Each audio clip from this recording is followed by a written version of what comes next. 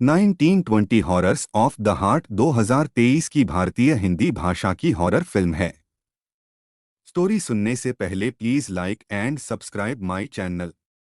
कहानी शुरू होती है।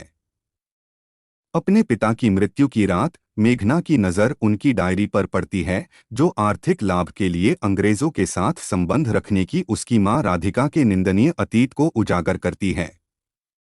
उसे पता चलता है कि उसकी मां ने एक बार उसके पिता को मारने की कोशिश में उसे जहर दिया था, लेकिन वह बच गया। एक दिन मेघना की मां ने अपने परिवार को छोड़ दिया और अंततः एक अमीर आदमी शांतनु से शादी कर ली। रहस्योद्घाटन से त्रस्त होकर मेघना अपने पिता की कब्र की ओर जाती है, जहां वह उसकी आत्मा से संवाद करती है। अपने पिता के मार्गदर्शन में मेघना अपनी मां के भव्य घर में गई। मेघना ने अदिति के साथ एक बंधन बना लिया, बावजूद इसके कि उसके पिता ने उसे चेतावनी दी थी कि इसने उसे उसके मिशन से विचलित न करे। इसके साथ ही मेघना के प्रेमी को उसकी मां के प्रति उसके विनाशकारी इरादों के बारे में पता चलता है और वह उसे उसके रास्ते के खिलाफ चेतावनी देता है।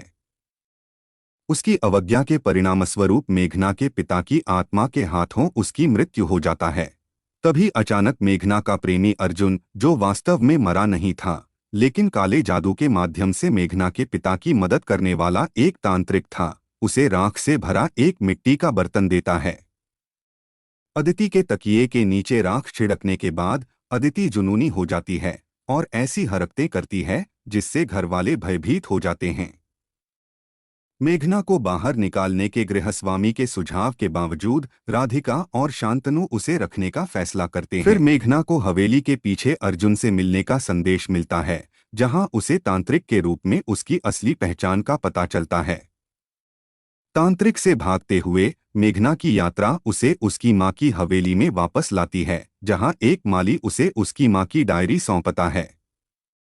डायरी पढ़ने पर मेघना को एक सच्चाई का सामना करना पड़ता है। उसके पिता एक दुष्ट व्यक्ति थे जो पैसे के लिए अपनी पत्नी का सौदा करते थे।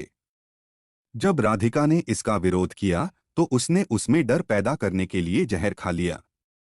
शांतनु ने राधिका को आत्महत्या से बचाया और मेघना के पिता मेघना के अपहरण के बाद उन्होंने वर्षों तक उसे खोजने की कोशिश की थी। अपनी गलती का एहसास करते हुए मेघना अदिति के माता पिता के सामने कबूल करती है कि उसने अदिति पर कब्जा करने में अपने पिता की आत्मा की मदद की थी।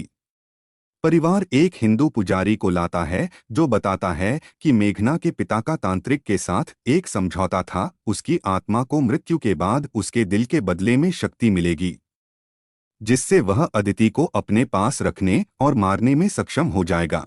अदिति को बचाने के लिए मेघना मंदिर में एक पवित्र दीपक जलाती है और देवी दुर्गा के त्रिशूल का उपयोग करके खुद को मार लेती है। उसकी आत्मा के क्षेत्र में अपने पिता से लड़ती है, अंततः उसे प्रकाश में भेजती है। वह अपने मृत प्रेमी से मिलती है, जो उसे जीवित दुनिया में लौटने की सलाह देता है। जब मेघना को होश आता है तो वह खुद को अस्पताल के बिस्तर पर पाती है, जिसके चारों ओर राधिका, शांतनु और अदिति होती हैं।